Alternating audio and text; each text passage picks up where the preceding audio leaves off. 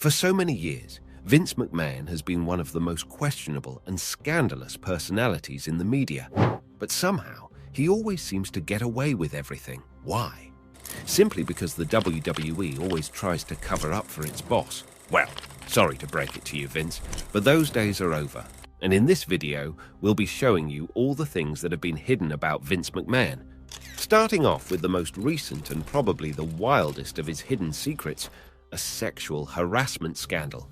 Okay, let's get this clear. Since Vincent Kennedy McMahon purchased WWE from his father in 1982, he has had quite a number of sexual scandals. However, his most recent one is definitely the most disturbing and could end up being the one he won't get away with.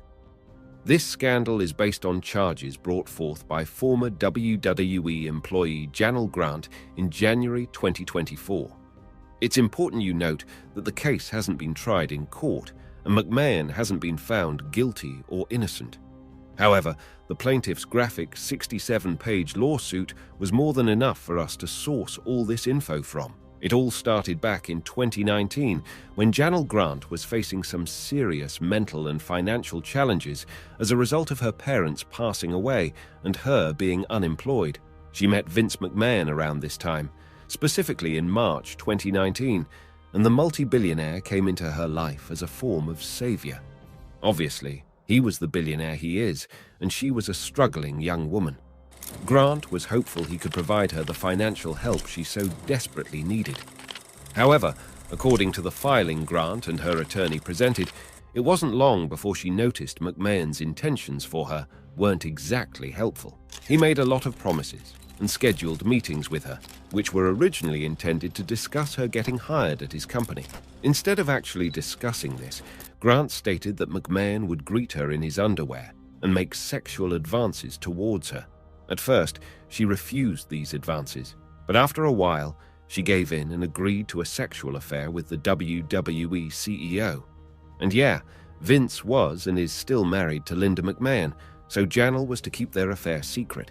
According to Grant's lawsuit, she wasn't aware of how gruesome the sexual relationship would get and wouldn't have agreed to it if she did.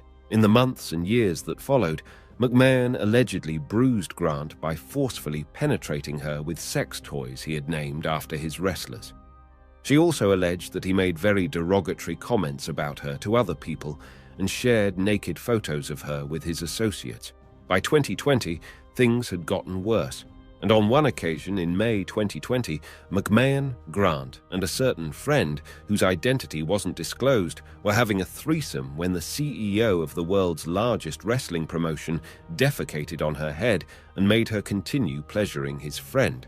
According to Grant's lawsuit, in June 2021, McMahon locked her in a room at the WWE's Stamford, Connecticut headquarters and not only sexually assaulted her, but took turns doing this with a former executive of the promotion, John Laurinaitis. McMahon is also said to have trafficked Grant by forcing her to frequently meet up with Laurinaitis at a hotel to have sex. Terrible as all these sound, the list of Janelle Grant's allegations of sexual assault and harassment against McMahon goes on to include the CEO forcing her to have sex with wrestlers to encourage them to sign new contracts. Eventually, in January 2022, McMahon began distancing himself from Grant.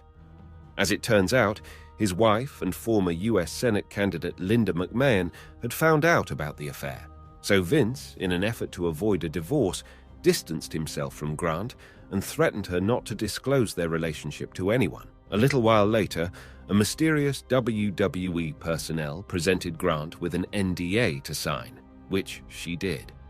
As you'd expect, this agreement was for her to keep her mouth shut with a settlement fee of $3 million included. You're probably wondering how Grant can come up with any allegations after signing an NDA. Well, let's just say McMahon shot himself in the leg when he didn't keep up with his end of the NDA agreement. He only gave Grant $1 million instead of the total $3 million.